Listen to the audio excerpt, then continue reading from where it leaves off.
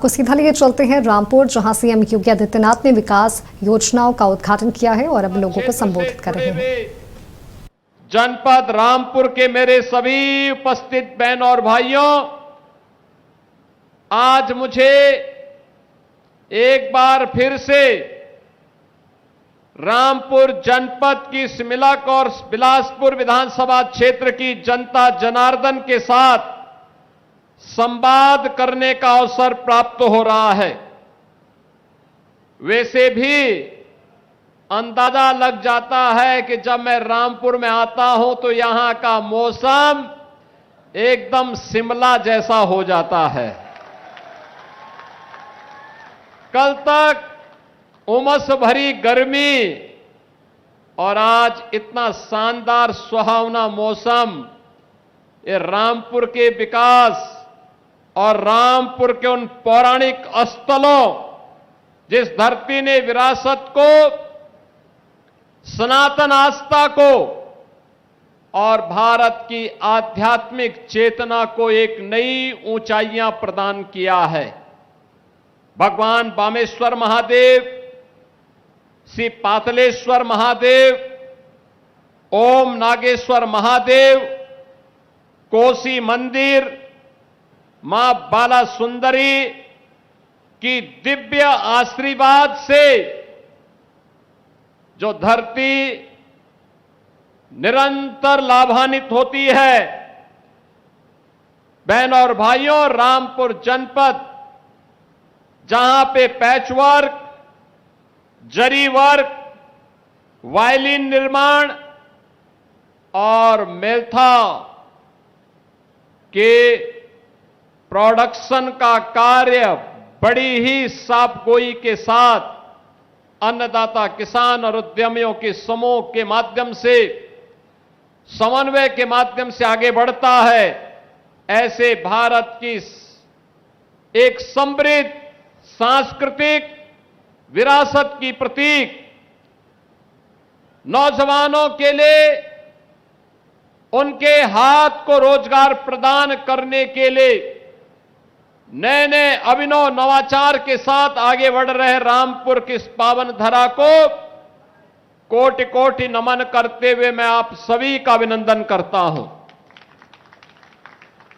और जब रामपुर आए हैं तो विकास की योजनाएं जरूर आएंगी। 2 विधानसभाओं में ही 777 करोड़ रुपए की परियोजनाओं में 101 परियोजनाओं का उपहार आज इन दोनों विधानसभाओं को मिल रहा है। इसके लिए पूरे रामपुर जनपद को, मिलक और बिलासपुर विधानसभा की जनता जनार्दन को, दोनों विधायकों को हृदय से बधाई देता हूं। दोनों के प्रति अपनी शुभकामनाएं भी देता हूं। बहन और भाइयों, 2017 के पहले का रामपुर और 2017 के बाद का रामपुर आप सबके सामने है। एक समय था जब यहां पर गरीबों की जमीनों पर कब्जा होता था,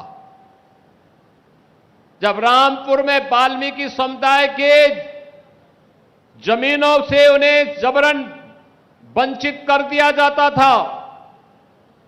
सत्ता जब निरंकुश होती है, अन्याय का पर्याय बन जाती है और समाजवादी पार्टी में यहां के दलितों की आवाज को, यहां के गरीबों की आवाज को उसी अन्यायी सत्ता ने बंद करने का काम किया था।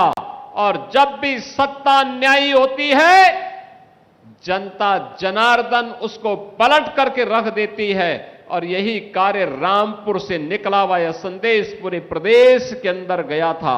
समाजवादी पार्टी की निरंकुश सत्ता को बदलने का काम हुआ। आज उसका परिणाम है कि रामपुर को एक पहचान मिली है। रामपुर विकास के पथ पर अग्रसर हो रहा है। रामपुर में विकास की नई नई योजनाएं आ रही हैं और रामपुर विकास के पथ पर तेजी के साथ आगे बढ़ते हुए नए भारत का नया उत्तर प्रदेश है। तो नया उत्तर प्रदेश के अंदर नया रामपुर भी आज पूरे प्रभावी ढंग से अपने विरासत और विकास की एक नई कार्य योजना के साथ कार्य करता हुआ दिखाई दे रहा है। बहनों और भाइयों, हमारे जब दोनों विधायक, मिलक की विधायक श्रीमती राजबाला जी के द्वारा, बिलासपुर के विधायक, उत्तर प्रदेश सरकार के मंत्री सरदार बलदेव सिंह ओलख जी के द्वारा जब अपनी बातों को यहां पर मंच के माध्यम से संबोधन दिया जा रहा था, उन्होंने बहुत स्पष्टता के साथ कहा कि विकास की कौन कौन सी योजनाएं जो पहले असंभव थी,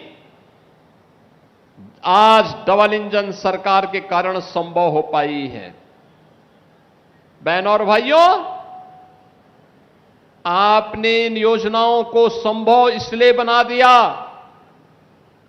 ये डबल इंजन सरकार ने इसलिए बना दिया क्योंकि 2017 में प्रधानमंत्री मोदी जी के आह्वान पर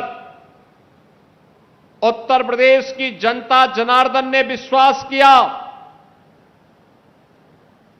मोदी जी पे विश्वास आज इस विकास का आधार है।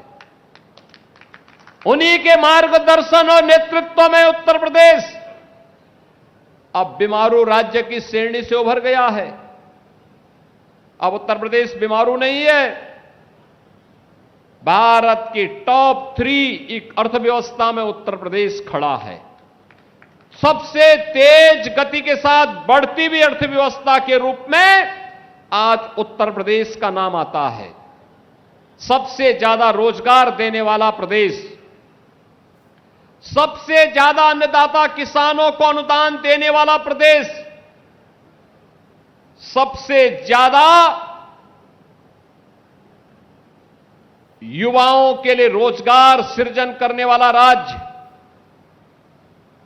सबसे ज्यादा खाद्यान्न उत्पादन करने वाला राज्य, सबसे ज्यादा दुग्ध उत्पादन करने वाला राज्य, सबसे ज्यादा चीनी और इथेनॉल उत्पादन करने वाले राज्य के रूप में 17 के पहले हर पैरामीटर पर उत्तर प्रदेश बॉटम में होता था।